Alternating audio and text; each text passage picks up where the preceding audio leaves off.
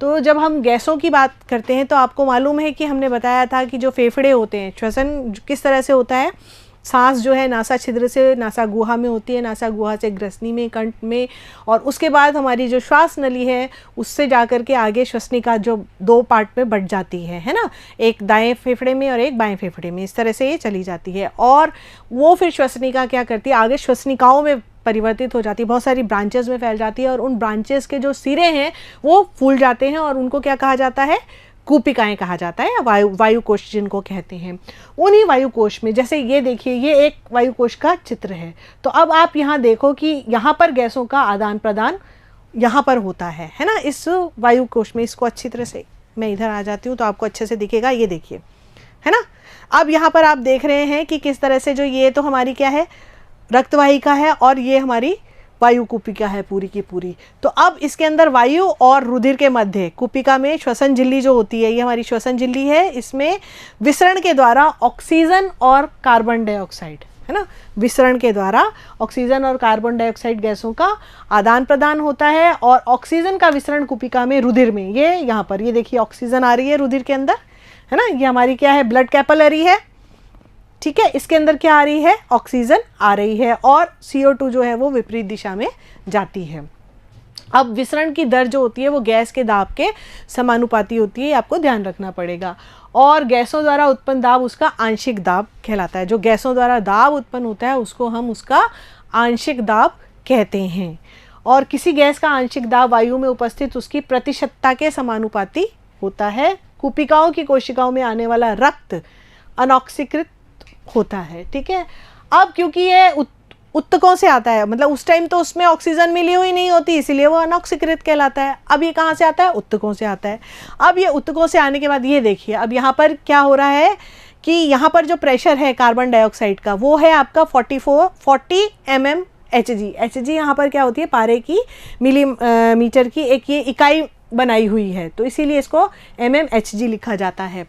अब इसमें जो है कार्बन डाइऑक्साइड जो है उसका प्रेशर का मान 45, ठीक है। कार्बन डाइऑक्साइड के प्रेशर का मान कितना है, 45 mm है। ऑक्सीजन के प्रेशर का मान कितना है, 40 है।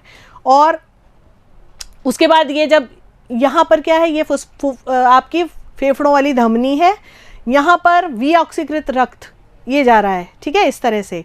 और यहाँ पर क्या होता है, वायु कुपिका में, ये आपकी क्या है, वायु कुपिका है, ठीक है। इस वायु कुपिका के अंदर यहाँ तो क्या हो रहा है, अंतःश्वासित, यानी आपका सांस जो है अंदर, यानी हमने ऑक्सीजन को ग्रहण किया, और यहाँ से क्या हो रहा है, निश्वासित, यानी ऑक्सीजन बाहर जा रही है। तो इस कंडीशन में क्या होता है, जब यहाँ ये ऑक्सीजन जो है इधर आती है आपकी पल्मोनरी आर्टरी वेन में आती है, सॉरी, तो क्या होता है, यहाँ से ये ऑक्सीकृत रक्त ले जाती है, ठीक है। और ये क्या करती है, आपका अनऑक्सीकृत रक्त लेकर के जाती है, ठीक। और इसमें कुपिकाओं में आने वाली वायु में जो आपका प्रेशर है, यानी आंशिक दाब जो होता है वो कितना हो जाता है आपका, वो आंशिक दाब जो है वो 104 मिलीमीटर Hg हो जाता है। और कार्बन डाइऑक्साइड का मान जो है वो 40 मिलीमीटर Hg के बराबर हो जाता है। श्वसन झिल्ली के दोनों ओर उपस्थित गैसों के आंशिक दाब में अंतर होने के कारण श्वसनीय कला के पार गैसों का विसरण होता है, ठीक है। ये श्वसन झिल्ली के दोनों ओर उपस्थित गैसों के आंशिक दाब में अंतर होने के कारण श्वसनीय कला के पार गैसों का क्या हो जाता है, विसरण हो जाता है। और यहाँ पे आप देखिए किस तरह से होता है, यहाँ पर ये ट्रू है ना, ऑक्सीजन जो है वातावरणीय वायु 15.9, वायु कुपिका में 104, अनऑक्सीकृत रक्त 40 और ऑक्सीकृत रक्त कितना हो जाएगा 95, और उत्तक में कितना रहेगा 40। ये ऑक्सीजन की मात्रा है। फिर कार्बन डाइऑक्साइड 0.3, आपको पता है कि पूरे वातावरण में कार्बन डाइऑक्साइड 0.3% है, तो 0.3, ठीक है।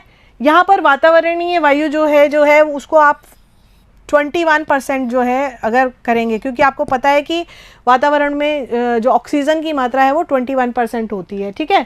फिर ये ऑक्सीजन वायु कुपिका में कार्बन डाइऑक्साइड कितनी होती है 40, अनऑक्सीकृत रक्त में 45 और ऑक्सीकृत रक्त में फिर 40 और उत्तक में 45। ये एक चार्ट बना हुआ है जिससे कि पता चलता है कि वातावरण की तुलना में विसरण में कितनी गैसें जो हैं हमारे शरीर में रहती हैं। इस प्रकार फेफड़ों से उत्तकों में जाने वाले रुधिर में आपकी जो ऑक्सीजन की जो आंशिक दाब है वो कितना रहता है 95, है ना। और कार्बन डाइऑक्साइड का 40 मिलीमीटर Hg के स्तर का होता है। उत्तकों में क्या हो जाता है, ऑक्सीजन का उपयोग और CO2 का उत्पादन होता रहता है, निरंतर होता रहता है। इसीलिए कोशिकाओं एवं उत्तकों में आने वाले ऑक्सीजनित रुधिर की तुलना में कोशिकाओं एवं उत्तकों के अंदर जो प्रेशर है, ऑक्सीजन का आंशिक प्रेशर जो है वो कम होता है और कार्बन डाइऑक्साइड का अधिक होता है। इसको थोड़ा सा अच्छी तरह से आप देखिए कि कोशिकाओं और उत्तकों में आने वाले ऑक्सीजनित रुधिर की तुलना में कोशिकाओं एवं उत्तकों के अंदर आपका जो आंशिक दाब है ऑक्सीजन का और कार्बन डाइऑक्साइड का, ऑक्सीजन का क्या होता है, कम होता है और कार्बन डाइऑक्साइड का क्या होता है, ज़्यादा होता है। फलस्वरूप क्या होता है, ऑक्सीजन का विसरण रुधिर की कोशिकाओं में हो जाता है। ये देखिए, ये बताया था आपको पहले भी, है ना। ये आपका जो है रुधिर ब्लड कैपिलरी है, इसके अंदर ऑक्सीजन जो है वो विसरित होकर चली जाती है और कार्बन डाइऑक्साइड विसरण के द्वारा बाहर की साइड आ जाती है। इस प्रकार जैसे रुधिर उत्तकों की कोशिकाओं में बहता है उसमें ऑक्सीजन का जो है आंशिक दाब कम हो जाता है और कार्बन डाइऑक्साइड का आंशिक दाब जो है वो बढ़ जाता है। ठीक है, यह अनऑक्सीजनित रुधिर पुनः कहाँ जाता है, फेफड़ों में लाया जाता है तथा ऑक्सीजनित किया जाता है। फेफड़ों में जाकर के ये वापस से ऑक्सीजनित होता है।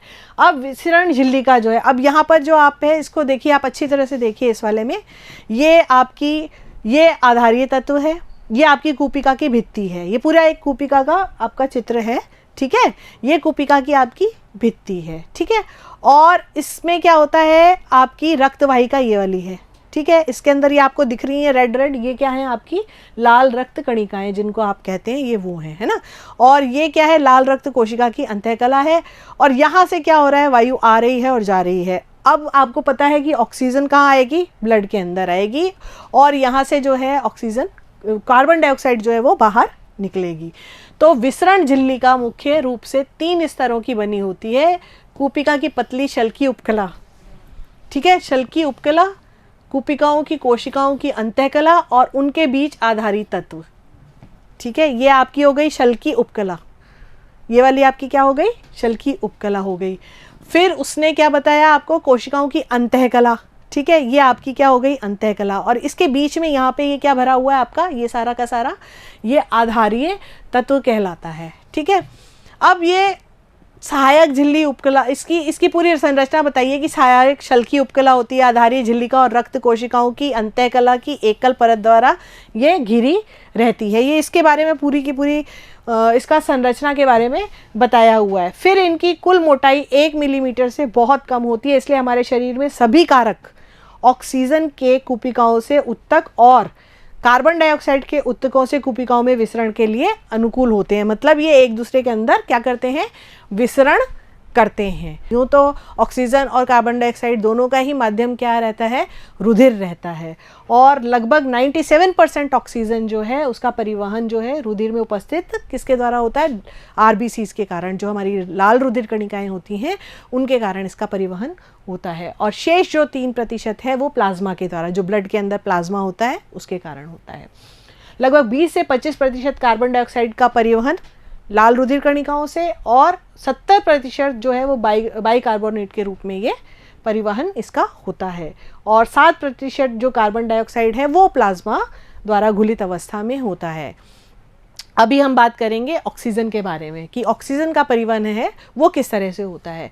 तो हीमोग्लोबिन, आपको मालूम है कि हमारे जो रक्त का लाल रंग है हमारा, वो हीमोग्लोबिन के कारण होता है, और हीमोग्लोबिन में क्या होते हैं, हमारे आयरन जो होता है ना, फेरस के रूप में वो रहता है। तो प्लाज्मा में घुलने वाली ऑक्सीजन की मात्रा रुधिर के पीओ के समानुपाती होती है, और ऑक्सीजन जो है वो जल में उसकी घुलनशीलता यहाँ पे कम रहती है। अब ऑक्सीजन की बहुत कम मात्रा घुलित रूप में जो है वो परिवहित होती है। अब रुधिर द्वारा जो होता है वो 97% है, आपको पता है ऑक्सीजन जो है 97% जो है रुधिर में घुल करके और फेफड़ों में जाता है ना, फेफड़ों के उत्तक में जाता है। तो जब यहाँ पर आप देखो कि ये एक अस्थायी ऑक्सीजन किसके साथ मिल रहा है, हीमोग्लोबिन के साथ, ऑक्सीजन हीमोग्लोबिन के साथ मिल करके एक अस्थायी जो है यौगिक बनाता है, और ये जो है हीमोग्लोबिन 4 आपके हीम समूह है ना, हीम समूह में उपस्थित जो आपके क्या है, ये 4 आपके फेरस आयरन है, और ये जो है एक अणु जो है हीमोग्लोबिन के साथ 4 अणु ऑक्सीजन के इसमें आकर के जुड़ते हैं। ठीक है। लोह अपने फेरस के रूप में ये बना रहता है ना, इसका रूप जो है परिवर्तित नहीं होता, इसलिए इस संयोजन को क्या बोला जाता है, ऑक्सीजनीकरण। इस संयोजन को क्या बोला जाता है, ऑक्सीजनीकरण बोला जाता है। हीमोग्लोबिन के साथ ऑक्सीजन की जो बंधुता है वो पीएच, तापमान और डाइफास्फोग्लिसरेट पर निर्भर करती है। 3 चीज़ों पर निर्भर करती है हीमोग्लोबिन के साथ ऑक्सीजन की बंधुता, एक तो पीएच, एक तापमान और तीसरा है डाइफास्फोग्लिसरेट, इन तीनों पर निर्भर करती है। और ऑक्सीजनित जो रुधिर है वो ऊतकों में पहुंचता है, तब वहाँ पर क्या होता है, ऑक्सीजन कम होने के कारण ऑक्सी हीमोग्लोबिन से ऑक्सीजन क्या हो जाती है, मुक्त हो जाती है। और मुक्त हुई ऑक्सीजन ऊतकों में कहाँ चली जाती है, विसरित हो जाती है ना। जो ऑक्सीजन जो है वो मुक्त हुई है वो कहाँ चली जाती है, वो ऊतकों के अंदर चली जाती है। और ऑक्सीजन रहित जो हीमोग्लोबिन होता है वो अपचयित या ऑक्सीजन रहित हीमोग्लोबिन कहते हैं उसको, ठीक है। ऑक्सीजन रहित या अपचयित हीमोग्लोबिन कहते हैं। तो पहले तो क्या होता है, ये ऑक्सीजन हीमोग्लोबिन के साथ जुड़ता है, एक अस्थायी यौगिक बनाता है, और उसके बाद फिर जब ऑक्सीजन मुक्त हो जाती है तो उस टाइम ये वापस, यानी ये देखो पहले तो हीमोग्लोबिन किससे जुड़ा, आपकी ऑक्सीजन से जुड़ा, और इसने बनाया ऑक्सी हीमोग्लोबिन, है ना। और फिर क्या हो जाता है, वापस ऑक्सी हीमोग्लोबिन से ये जब निम्न हो जाती है पीओ की मात्रा, फिर PO2 की मात्रा आपकी, है ना, आंशिक दाब प्रेशर आपके ऑक्सीजन का जब कम हो जाता है, उस कंडीशन में क्या होता है, ये वापस से किस में कन्वर्ट हो जाती है, हीमोग्लोबिन में, और इसको क्या कहते हैं तब, अपचयित या ऑक्सीजन रहित हीमोग्लोबिन ये कहलाता है। अब इस हीमोग्लोबिन के साथ संयुक्त होने वाली मात्रा जो है वो किस पर निर्भर करती है, PO2 पर निर्भर करती है। यानी PO2 जितना होगा, है ना, जितना ज़्यादा होगा हीमोग्लोबिन का ऑक्सीजन द्वारा संतृप्तिकरण उतना ही ज़्यादा होगा। समानुपाती क्रियाएं हैं, यानी PO2 अगर बढ़ गया तो हीमोग्लोबिन के साथ उसका संतृप्तिकरण ज़्यादा हो जाएगा। और जैसे जैसे रुधिर में PO2 बढ़ता है, ऑक्सीजन जो है वो बंधित हीमोग्लोबिन की प्रतिशतता जो है वो भी बढ़ती जाती है, क्योंकि हमने पहले ही पढ़ लिया था कि ये दोनों एक दूसरे के ऊपर डिपेंडेंट होते हैं। अब हीमोग्लोबिन संतृप्तिकरण प्रतिशतता और PO के मध्य अगर एक ग्राफ खींचा जाए तो उसकी आकृति कैसी होती है, ये S के समान, है ना। ये देखिए यहाँ पर, ये ना हमने यहाँ पे हीमोग्लोबिन ले लिया है, इसको यहाँ पे हीमोग्लोबिन हो गया आपका, और ये ऑक्सीजन हीमोग्लोबिन वियोजन चक्र है। अब इसकी आकृति जो है S के समान होती है, इसे सिग्मोइड कहते हैं, है ना। क्या बोलते हैं इसको, सिग्मोइड वक्र बोलते हैं। इसे ऑक्सीजन हीमोग्लोबिन वियोजन चक्र भी कहते हैं ना, ऑक्सीजन हीमोग्लोबिन वियोजन वक्र भी कहते हैं इसको। ये वक्र ये बताता है कि ऑक्सीजन कम होते ही हीमोग्लोबिन का वियोजन जो है वो बढ़ जाता है। जैसे ही ऑक्सीजन कम होगी, हीमोग्लोबिन का वियोजन जो है वो बढ़ जाएगा। और इस वक्र के अनुसार जब 95% ऑक्सीजन होती है ना, ऑक्सीजन का प्रेशर कितना होता है जब आंशिक दाब 95 मिलीमीटर Hg होता है, तो 97% हीमोग्लोबिन ऑक्सीजन के द्वारा संतृप्त हो जाती है। ये देखिए, ये 90 यहाँ पे देख लीजिए आप, ठीक है। अब यहाँ पे आप देखो कि जैसे ही 40 ऑक्सीजन का कितना होता है, 40 मिलीमीटर अगर Hg हो जाता है तो 75% हीमोग्लोबिन का संतृप्तिकरण होता है। जबकि अगर वो 30 होती है, जैसे ही ये 30 हुई है ना, 26 पॉइंट समथिंग हुई, यहाँ पर कितनी हो गई, ये 50% ही रह गई। हीमोग्लोबिन कितना रह गया, ये 50% ही इसकी संतृप्तिकरण प्रतिशतता रह जाती है। तो आप देख रहे हो ना कि किस तरह से इन दोनों का संबंध है। इस प्रकार हम देखते हैं कि PO2 में जो है मामूली गिरावट से ही हीमोग्लोबिन संतृप्तिकरण प्रतिशतता में बहुत अधिक कमी हो जाती है। यानी PO2 में जैसे ही गिरावट होगी, हीमोग्लोबिन संतृप्तता प्रतिशतता में भी गिरावट होनी शुरू हो जाती है।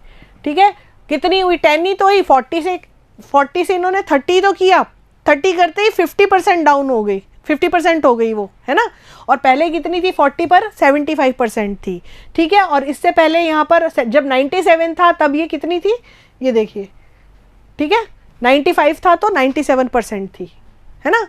और जैसे जैसे इसको हमने बदला, है ना, PO2 का प्रेशर जैसे, यानी आंशिक दाब ऑक्सीजन का जैसे जैसे हमने कम किया, वैसे वैसे ही हीमोग्लोबिन संतृप्तता जो है प्रतिशतता वो भी कम हो गई। यह वक्र PCO2, तापमान, pH और डाइफास्फोग्लिसरेट से भी प्रभावित होता है। तो इन सबका प्रभाव भी इस पर पड़ता है। PCO2 में वृद्धि के कारण HbO2 से O2 की मुक्ति यानी हीमोग्लोबिन है ना से ऑक्सीजन की मुक्ति सुगमित होती है, यानी आराम से हो सकती है। जैसे जैसे ही अगर कार्बन डाइऑक्साइड का आंशिक दाब बढ़ेगा वैसे ही ऑक्सीजन जो है, हीमोग्लोबिन और ऑक्सीजन जो है उसकी मुक्ति सुगमित हो जाएगी। ठीक है, इसे क्या बोलते हैं? इसे बोलते हैं बोर प्रभाव। ठीक है, ये जो पार्ट है ये जो है इसको आप याद रख लीजिएगा। ठीक है, O2 परिवहन में ये महत्वपूर्ण कारक माना जाता है। इस प्रभाव के कारण कार्बनिक अम्ल से प्राप्त जो हाइड्रोजन आयन होते हैं CO2 जल के साथ घुल करके क्या बना लेता है, ये कार्बन डाइऑक्साइड इस H+ आयन के साथ मिल करके H2CO3 बना लेता है। ये अम्ल वियोजित होकर के क्या करता है, H+ आयन बनाता है और फिर ये देखिए HCO3 है ना, ये H+ शीघ्र ही किससे संयोजित करते हैं, हीमोग्लोबिन से संयोजन करते हैं। इस कारण हीमोग्लोबिन की ऑक्सीजन ग्रहण करने की क्षमता जो है वो कम हो जाती है। ठीक है, क्षमता कैसी हो जाती है, कम हो जाती है। ठीक है, अतः कम दाब पर ऑक्सीजन ये मुक्त करता है और इस तरह दाब प्रवणता के ही कारण ऑक्सीजन मुक्त होकर रक्त से बाहर निकलकर कहाँ चली जाती है, विभिन्न ऊतकों में प्रवेश कर जाती है। तो आपने देखा कि किस तरह से ऑक्सीजन जो है वो हीमोग्लोबिन के साथ पहले मिलती है। ठीक है, ऑक्सीजन जनित हीमोग्लोबिन बनाती है। हीमोग्लोबिन के अंदर आपको पता है 4 फेरस के जो है आपके कण आयन होते हैं और ये जब निकल जाती है इसमें से ऑक्सीजन जब निकल जाती है तो यानी हीमोग्लोबिन का क्या हो गया, अपचयन हो गया है ना।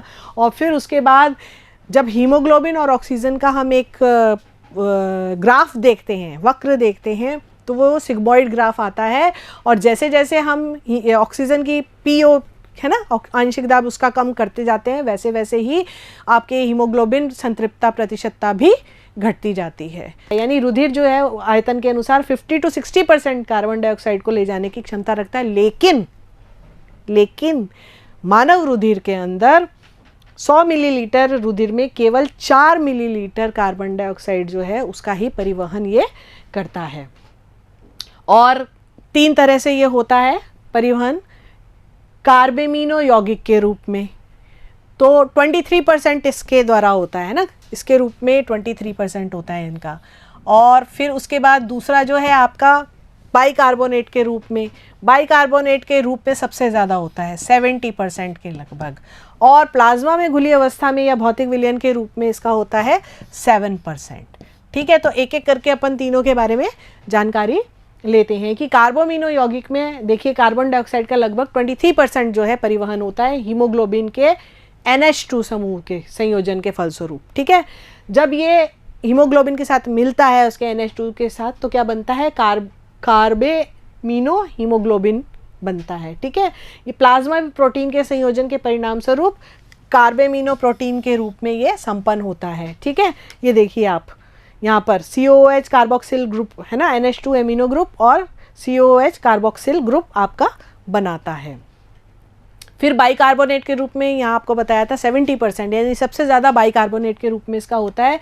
तो अधिकांश प्लाज्मा से जो रेड RBCs हैं आपकी, रेड ब्लड कार्पसेल्स जो होती हैं वो विसरित हो जाती हैं और लाल रक्त कणिकाओं के कोशिका द्रव के जल से संयुक्त होने पर क्या बनता है, ये कार्बनिक अम्ल बन जाता है। कार्बनिक अम्ल जो होता है वो लाल रुधिर कणिकाओं में एंजाइम कार्बनिक एनहाइड्रेज की, ये बहुत इंपॉर्टेंट चीज़ है, किसकी, कौन सा एंजाइम होता है, कार्बनिक एनहाइड्रेज की उपस्थिति के कारण होता है। ये कार्बनिक अम्ल के निर्माण की दर प्लाज्मा की अपेक्षा 5000 गुना जो है वो बढ़ जाती है। इस वजह से रुधिर में 70% कार्बन डाइऑक्साइड जो है वो लाल रक्त कणिकाओं में प्रवेश करके कार्बनिक अम्ल बनाता है। ये देखिए यहाँ पर आप देखिए वायुकूपिका है, इसके अंदर क्या क्रिया हो रही है, किस तरह से जो है कार्बन डाइऑक्साइड के साथ क्रिया आपकी हो रही है।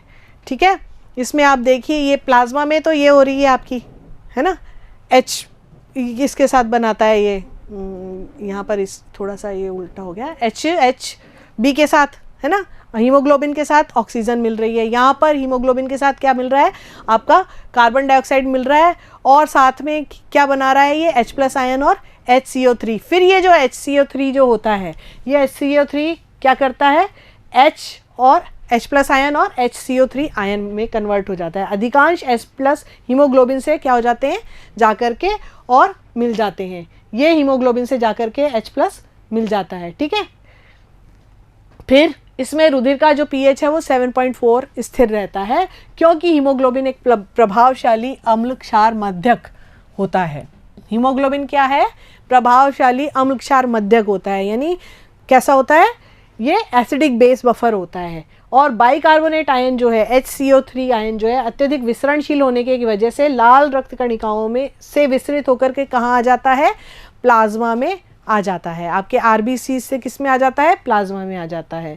इस समय रुधिर का सामान्य pH तथा विद्युत तटस्थता बनाए रखना आवश्यक होता है। इसलिए जितने बाइकार्बोनेट आयंस लाल रुधिर कणिकाओं से प्लाज्मा में आते हैं, उनकी पूर्ति के लिए उतने ही क्लोराइड्स, यहाँ पे आप देखिए ये क्लोराइड, ये क्लोराइड आयन आ जाता है, ठीक है। उतने ही क्या होते हैं? क्लोराइड आयन लाल रुधिर राणु के कोशिका द्रव्य में पहुंच जाते हैं। तो दोनों एक दूसरे का बैलेंस कर लेते हैं। इस क्रिया को क्या बोलते हैं? इस क्रिया को हैम्बर्गर प्रक्रिया कहते हैं, ठीक है। मतलब जितने बाइकार्बोनेट आयंस RBC से बाहर आते हैं, उतने ही क्लोराइड आयन उसके अंदर चले जाते हैं, ठीक है। तो इसको क्या बोलते हैं? हैम्बर्गर क्रिया या क्लोराइड शिफ्ट अभिक्रिया भी कहा जाता है। बाइकार्बोनेट आयंस रुधिर प्लाज्मा में उपस्थित सोडियम और पोटेशियम आयन के साथ मिलकर के क्या क्या बनाते हैं?